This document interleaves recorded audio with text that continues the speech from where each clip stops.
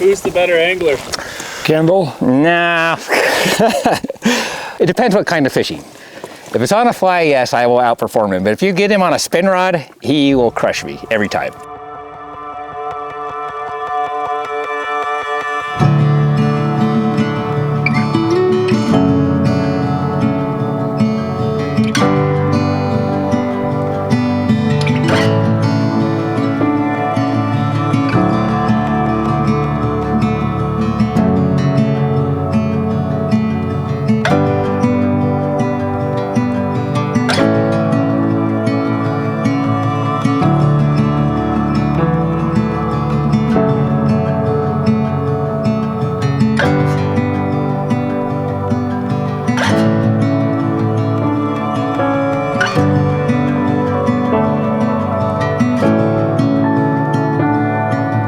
He'll fish with a Met Silver #2, and that's it. That's what he uses for everything. Because it doesn't take very much talent to go fishing with the spinner. Like, we'd go fish streams, that was our thing growing up. And he can cast, there can be like 6 inches of open water beneath a bush, and he'll get it under there, clear to the bank. Like, my dad is a phenomenal caster on a spin rod. He always has been. You know, if I don't catch any fish, that's okay. Being out here with them, you know, a father and son experience, and that's what counts. We're gonna catch fish. We better. My dad, he's 83. Like, he'll still go fishing by himself. It makes my mom mad, because like he'll go wet wade, and it's just like, he's getting the age where he probably shouldn't, so that's the big perks of actually this Flycraft. Like, just sit him on the front seat and just. Well, at 83, they don't like me wading in the rivers anymore. I used to hop from rock to rock and stroll across the logs. Now I crawl from rock to rock and hang on to the limbs.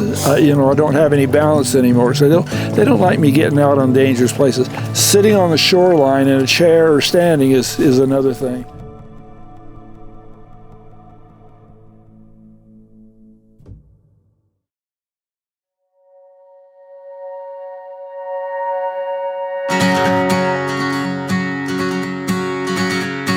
If everything is fleeting, I struggle to find the point. Oh, it's in my head, but I'm scared to pop. Feels like what I am should be good enough. Maybe I'm just scared to be okay.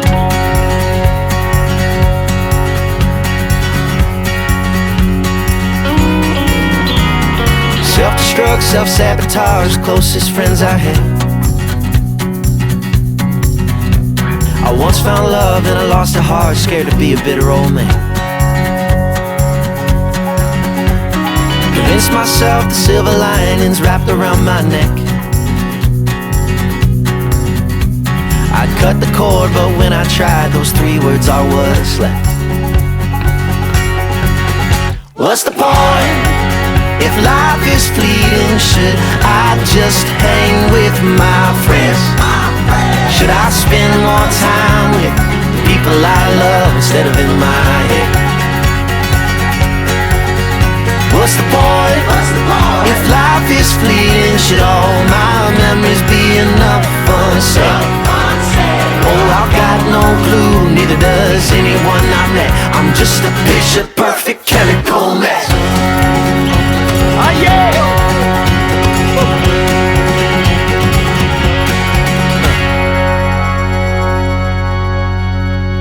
Oh man, It is a monster too. it's about, well, Massive largemouth.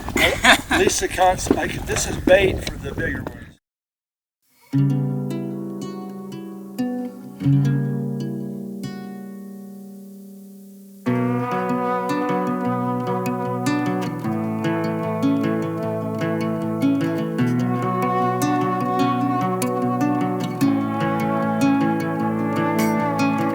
My name's Kendall Johnson.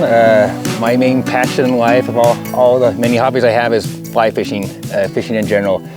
I've been doing it almost my entire life. I run a YouTube channel called Trout Howler dedicated to fly fishing, mostly still waters. I got my love of fishing from my dad here, who we were fortunate enough when we were kids he'd take us camping and fishing.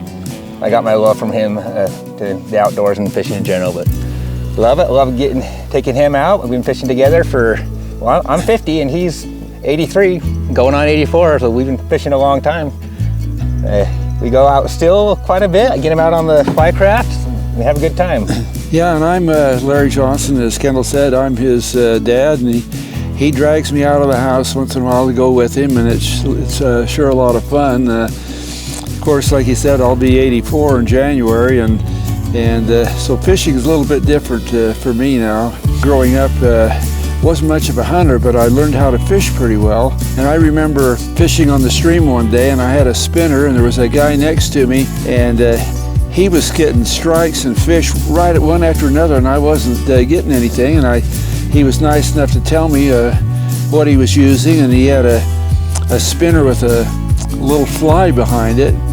And so I got a worm hook and tied on a couple of little feathers and that, and I was getting strikes, but I wasn't hooking the fish. So I said, well, I'm going to use a small treble hook.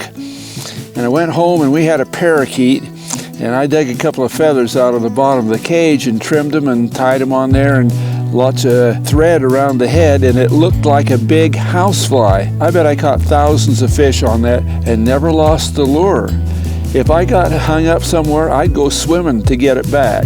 And it's just fun being out with Kendall, and I know he has to babysit me a lot, but it's still worth getting out with him and talking to all of his friends. You know, you spent plenty of time babysitting us when we were kids. There's 5 siblings in my family. I'm the middle. Of all the siblings, I got the bug the most for fishing. My brother and sister, they'll fish, but I was the one that I hit it hard. I was about 13 when it really hit me. I had been saving up to buy an expensive toy and decided, nope, I went and bought a tackle box, a spin rod, and from then on I was the fisher kid of the family. In fact, so much so that I would go catch a limit every day on the Pearl River and bring it back, and our freezer was full of fish. My dad would get mad. So I said, stop bringing home fish. We got too many fish. We've been fishing together ever since. And when was the last time we actually kept a fish? It's just catch and release for us anymore. Nothing against it. Like to eat fish, but yeah, we've been at it a long time. I have fun taking him out. And the fly craft's been perfect for it, because 83, he can still get around and fish on his own, but it's just easier just me rowing around and hitting him, so. But they won't let me wade in the water anymore. My mom gets mad when he goes by himself. So and I can't climb ladders. To convince him not to go. And I can't climb ladders, so what else can I do? Come out. You still get around. Come out and fish. Come out and fish, I guess. So my dad is he's been a spin fisher his whole life. He uses a Met Silver #2. That's it. And he can cast. He's a master. Like it's insane how good of a caster he is. Like fishing on streams, will be like over hanging brush, and he can whip it inches off the water all the way to the back. I got to where I was pretty good, but like as far as like a spin rod, definitely him. I got converted to fly fishing right after high school. There was an article in the local paper saying that you could have a 50 to 100 fish day on a fly rod, and the high you win is using a gray hackle yellow or just fly fishing. And I only spin fish. In fact, we used to make fun of fly fishermen, thinking they were all snooty, but me and my buddy went to a local store and bought the most, poor quality. It was a $20 fly rod combo, South Bend, came with a 6.5-foot fly rod, like 20 just garbage machine tied flies, reel and line.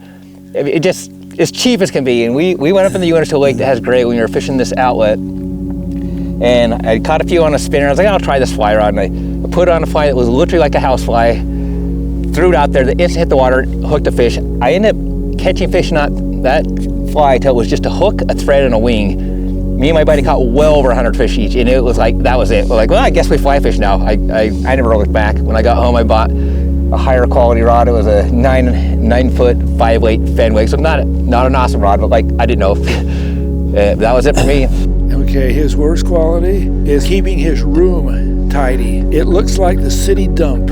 He's the polar opposite. Everything he is like organized, neat. We are the polar opposites as far as keeping anything organized. And what happens is if I do move something to straighten it up, he says, where did this go? Where did that go? What did you do with this? He loses all my stuff. His best quality, by far, his, I don't know if the word is congeniality or his openness and friendship to his siblings and close friends. There's nothing that he won't do for you and for them. He'll give them things. He'll help them. He's Mr. Dependable, especially with with family members and friends. We're sitting here, we're talking, we're enjoying the outdoors, we're seeing other people, and if I see somebody else catching a fish anymore, that's fine with me. Many years ago, there might have been a great deal of jealousy or envy there. I had fun watching the Tessa catch those fish, including that last one, which was a 6-pound, 24-inch fish. You know, it's not always that way. I've taken him to a lake he loves to fish, wade fish. When you wade shallow, and his indicator will go like just 10 feet out, down, down, down. Yes, I would say, yeah, it'd be nice to catch one of these big rainbows, but I'm not going to call the trip a waste of time because I didn't get one. I had fun over catching those little largemouth bass. I mean, it was size so what. Stuff that you can learn from fly fishing, you can apply in every day of your everyday life. Patience. Hey, that's the word I was going to say. Sometimes fishing is on. This particular trip has not been on. You're just like, sometimes you're watching an indicator for hours. So like, yeah. But I mean, you're not going to catch anything if your flies are not in the water. I mean, and that's anything in life in general. I mean, you're not going to achieve anything just sitting on your butt doing nothing. I used to play a lot of video games. I can attest that sitting on your butt doing nothing doesn't get you very far. If you don't have a fly or something underwater, you're not going to catch a fish. Exactly. With that pole sitting there. But when it's out there, you're doing that, then you've got a chance. There's a possibility of success. Yeah, I'd say patience is probably the best thing you learn from fishing. And fishing in general, not just fly fishing, but patience, because it's not always on. You got to put in the work, like anything else.